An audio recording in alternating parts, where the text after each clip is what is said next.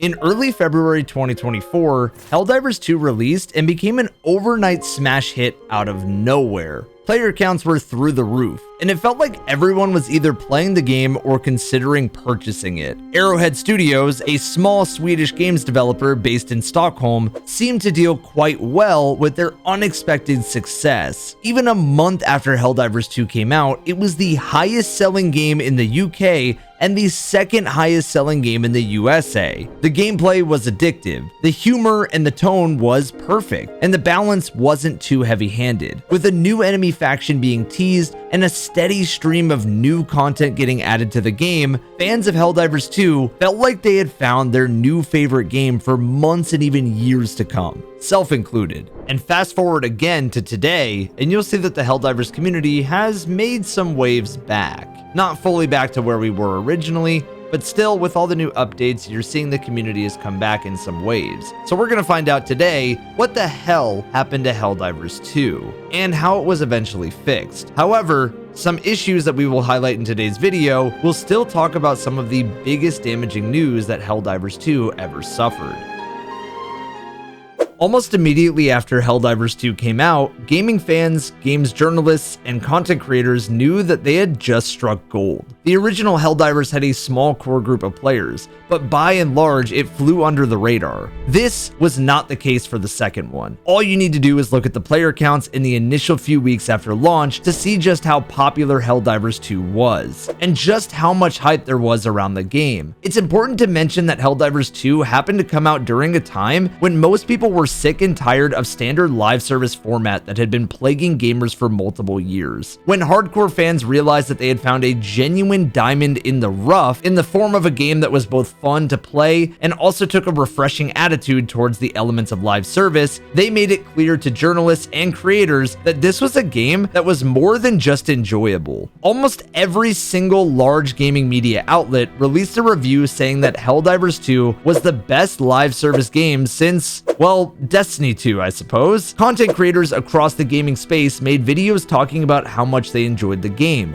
Divers from across the stars came together and set up friendly communities on Discord, Reddit, and more. Perhaps most reassuring of all was the way that Arrowhead Studios, the developers behind Helldivers 2, were treating the live service aspect of the game itself. For instance, the CEO at the time, Johan Pilestead, actively suggested that players didn't buy the game while Arrowhead were trying to fix the insane server issues that came from a massive player count, which they hadn't expected. This attitude towards treating players with respect, combined with a refreshing take on microtransactions in an industry known for its more than occasional greed, made players across the world believe that Helldivers 2 could genuinely take the spot as the most popular live service shooter, dethroning titans such as Destiny 2, taking aim at even bigger targets such as Apex Legends, and even the juggernaut known as Fortnite. Some fans and bigger names across the internet were even suggesting that Helldivers should be the game of the year, placing it into the same category as former winners such as The Witcher 3, Wild Hunt, God of War, and Elden Ring. Of course, it wasn't just a friendly studio and popular acclaim that gave Helldivers the reputation that it had earned. There was a reason for all of the hype. It was genuinely a very good game. The gameplay loop was pretty tight, and some would even say that there were signs of a pretty shallow gameplay experience once you overlooked the party game feel of it, but every other tiny aspect of the player experience was amazing. The guns felt phenomenal to shoot, the stratagems were awe-inspiring and glorious, and the sheer carnage of blowing up insect guts or turning automatons into twisted hunks of metal was always accompanied by a killer soundtrack. The Helldivers main theme, which blasted into your ears as you dropped into the fray, made it impossible to not feel patriotic. Just listen to it.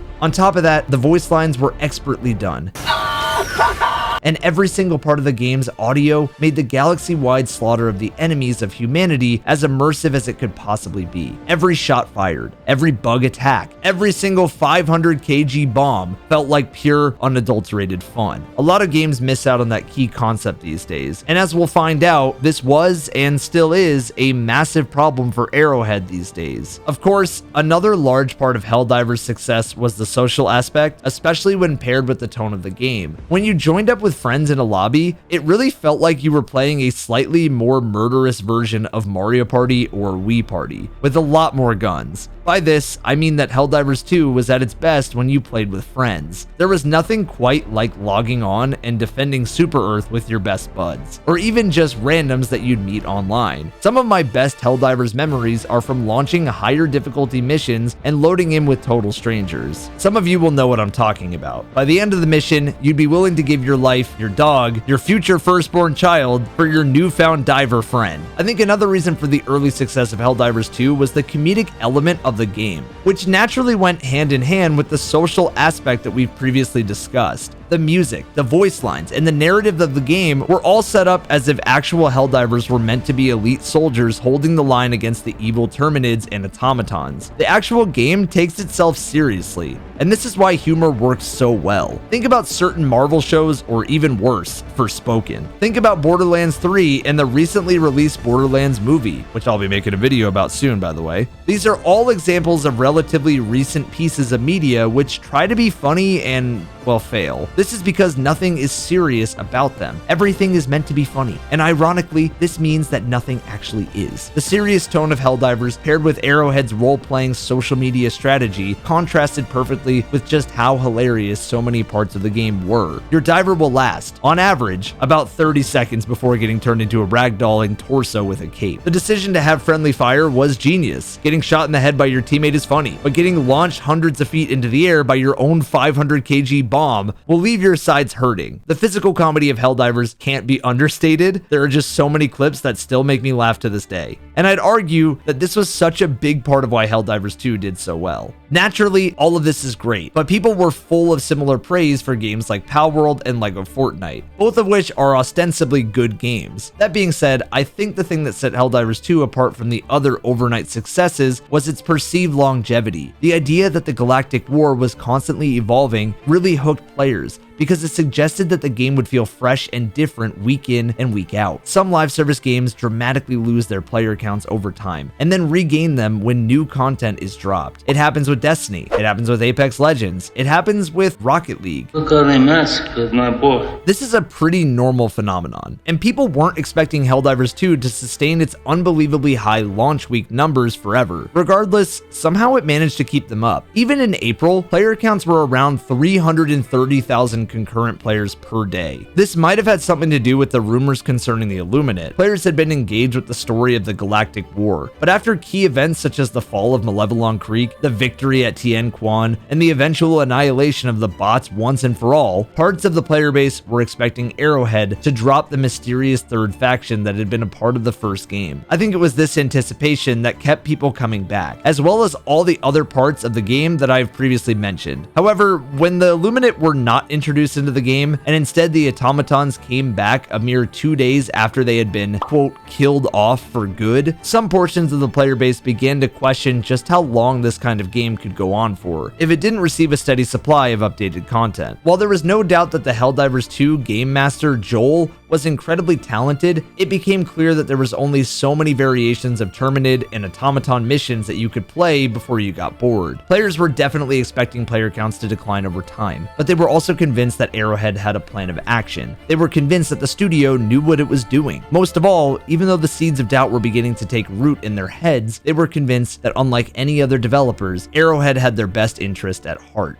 And of course, as we know, that updated content would eventually come. As of recently, these numbers have skewed very positively. However, the sentiment still stood. Eventually, Arrowhead would come out with the September update, which would buff just about everything we've talked about being nerfed in the game. So clearly, they understood the community's anger and frustration. And it looks like they did make it just as popular again, as the brand new updates have brought in a lot of new players just looking for a new faction to kill and defend Super Earth. While that may have been the case, Arrowhead weren't the real game masters at all. There was a dark figure behind everything, operating in the shadows, curtailing the quality of the game, and promoting third-party launchers. The most tragic part of Helldivers 2's saga originates with Sony Interactive Entertainment. To recap, Helldivers 2 had launched and was immediately smashing player counts across the gaming world, as well as picking up a tidal wave of praise from gamers, content creators, and journalists alike. The developers seemed to be receptive to feedback. The live service element was both refreshing and interesting, and above all, the game itself was legitimately fun. Given the knowledge that there was even more content planned for release, it was reasonable to assume that the game was going to be something that people would keep coming back to for months and even years after release. It was a massive financial success, a game that was so good that Arrowhead Studios had to make more content with all that money. Surely the publisher of the game, Sony, wouldn't make a shockingly bad decision that would alienate fans of the game and cause a major drop in the player count that is being felt to this day. Unfortunately, that's exactly what happened. Now, the tweet which announced the change has since been deleted, but let me summarize what Sony wanted and why it was so controversial. In this article by Paul Tassi, which came out shortly after the original tweet was posted by the official Helldivers 2 account, he explains that, quote, Helldivers 2 players have been informed that they're playing on PC, which the majority of them are. They will now need to link a PSN account to Steam in order to keep playing on the platform as of June 4th. Now, on one hand, this has technically always been information that was publicly available. Having a PSN account to play Helldivers 2 was originally planned to be a requirement at launch, and players were informed that this would be the case on the Steam page for the game. However, the Sony PSN account setup was a feature that was ultimately shelved for many months due to technical issues that prevented Sony and Arrowhead from implementing them from the get-go. Now, why is this so controversial? There are quite a few reasons. First of all, although other publishers such as Ubisoft and EA require players to create third-party accounts in order to access their game, this is a feature that many gamers simply dislike, as it can be irritating and sometimes feel like an unnecessary hassle that doesn't actually bring much benefit for the average player. Secondly, some PC players simply don't want to give their data to Sony, either for privacy concerns or simply because they don't want to be forced to give their data to a company whose products they don't use all the time anyway. There's another argument to be made about the bitter feeling that some PC players got from being informed that they had to make a subsidiary account in order to keep playing a game that they had already bought. But the most alarming change by far was the fact that this decision from Sony would prevent players in countless countries from even accessing Helldivers 2 at all, because PSN simply doesn't exist in their countries. It's also in Sony's terms of service to set up a PSN account in a country that you're not living in. This means that with one decision, Sony effectively removed access to a game that players had already bought without explicitly confirming that refunds would be available. Now, is it true that Sony did eventually revert their decision? Yes. But by that point, the damage had already been done. Arrowhead themselves were not happy about the Sony decision, and one community manager even suggested that players change their positive reviews and leave bad ones on Steam. In the 3 days between May the 2nd and May the 5th, over 260,000 negative reviews had been left for Helldivers 2 on Steam, which changed the all reviews score to mixed, and the recent reviews to a staggering, overwhelmingly negative. In total, the players of Helldivers 2 from 177 regions were simply unable to create a PSN account. And although these players were given refunds for their purchases by Steam, who overturned their normal review policy in this situation, they were still understandably pissed off by the Sony decision. These gamers and thousands of others who simply didn't want to create a PSN account were the ones leaving the negative reviews, and Sony definitely noticed. On the 6th of May, the company tweeted this. As you'd expect, the comments were mostly positive, but there were many that emphasized the loss in trust and goodwill that this whole PSN debacle had resulted in. If you compared just how well the game was doing before the decision to how well it's doing now, it truly seems like this was the moment Helldivers 2 began to decline. That being said, while the Sony PSN incident was certainly one of the most prominent issues that Helldivers faced, there were other problems going on in the background that were slowly but surely strangling the game's popularity and acclaim. Sony's controversial PSN decision was the nail in the coffin, but it wasn't the only factor, and there's more to discuss than a simple lack of content. Of course, I'm talking about balance. We all know that balance is an integral part of live service games regardless of genre. Whether it's Destiny 2, Overwatch, League of Legends, or Fortnite, there will always be a weapon, ability, or hero which becomes far too powerful for its own good and needs to be nerfed. Off the top of my head, Destiny players will remember Warmind cells, the double slug meta, and above all, well, some broken bug that makes it so you can one-shot raid bosses. For Overwatch players, it might be Mercy's original ultimate, it might be Brig. All of the things that I've mentioned were nerfed into the ground for the health of the game. And even though they'd been massive nerfs to beloved weapons and strategies that are often controversial, ultimately they were necessary evils that prolonged the life of online games such as these. If there's one option which is better than anything else, it's healthy for it to be nerfed. This also applies to PvE as much as it does to PvP.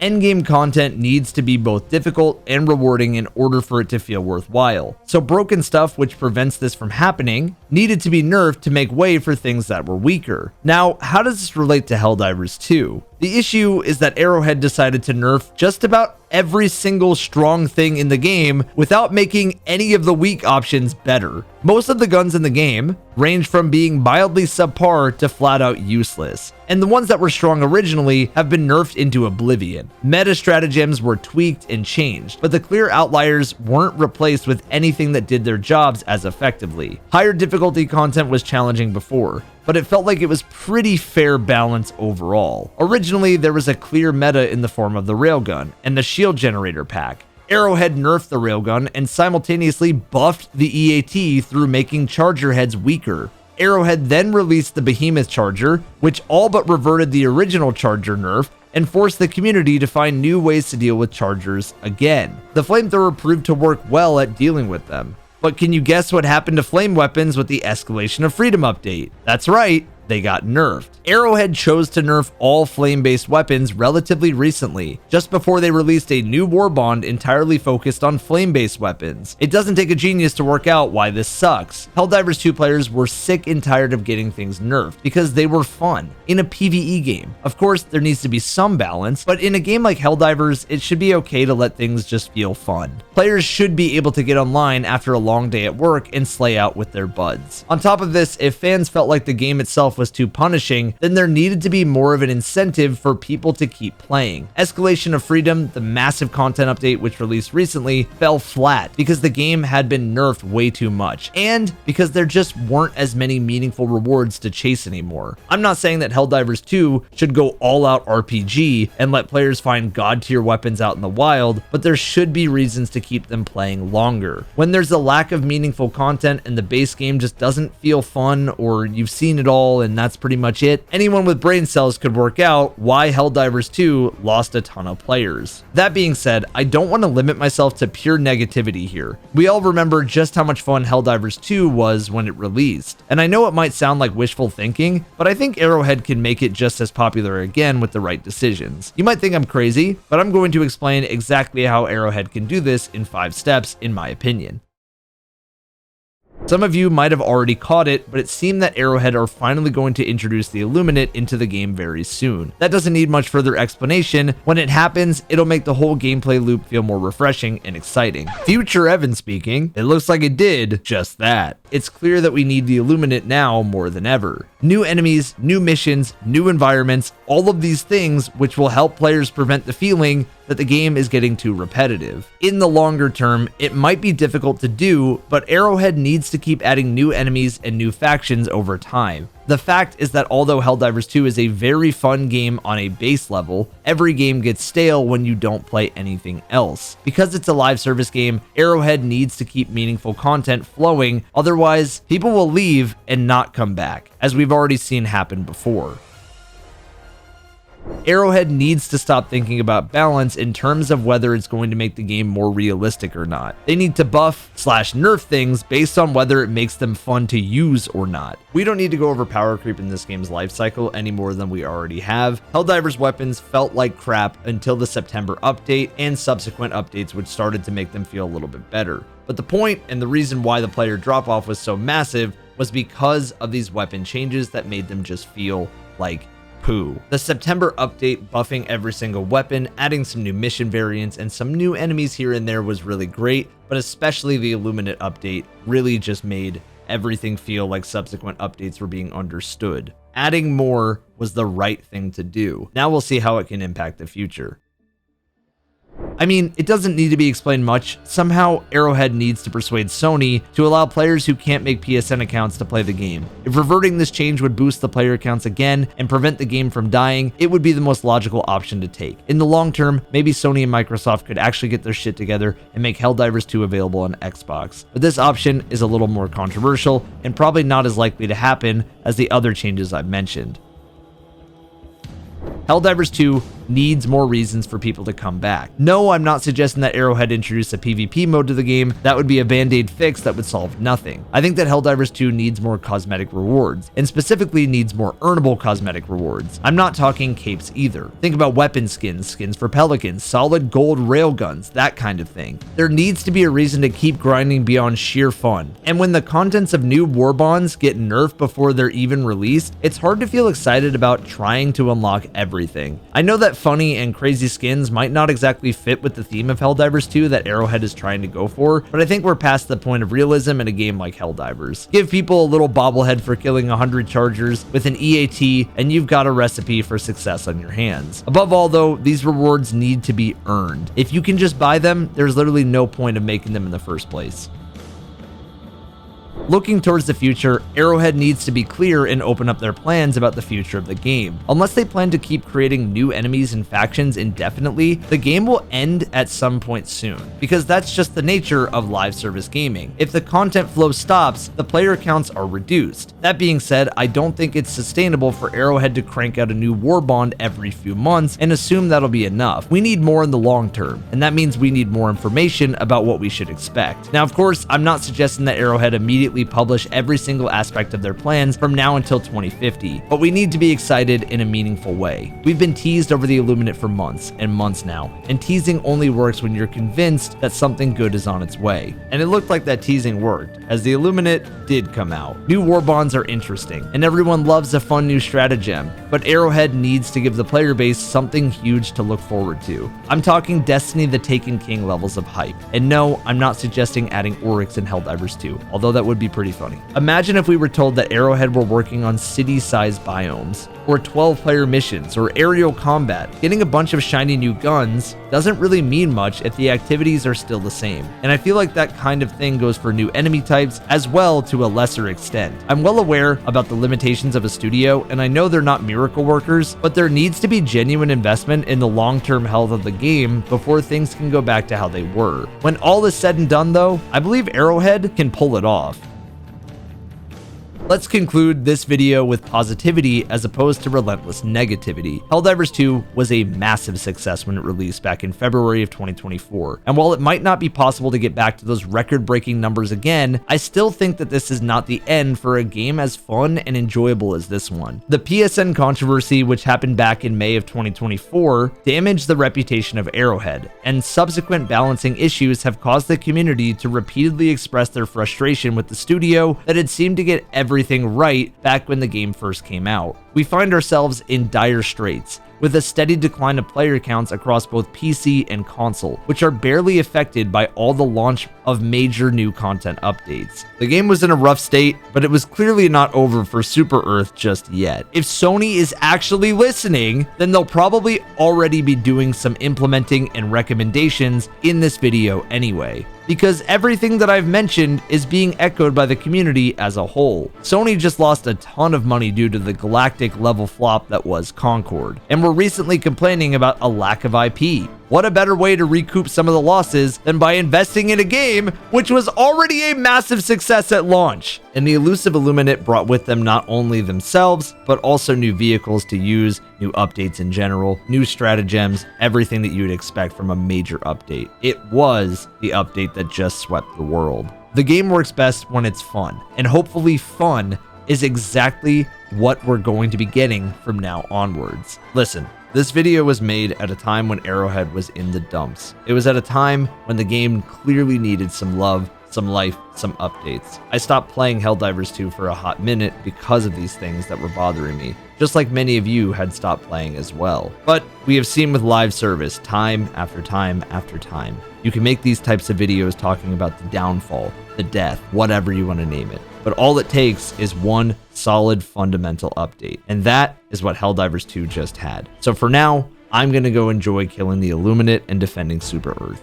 And hopefully, I'll see you out there. If you enjoyed this video, be sure to leave it a like and a subscription if you really liked it, and I will continue on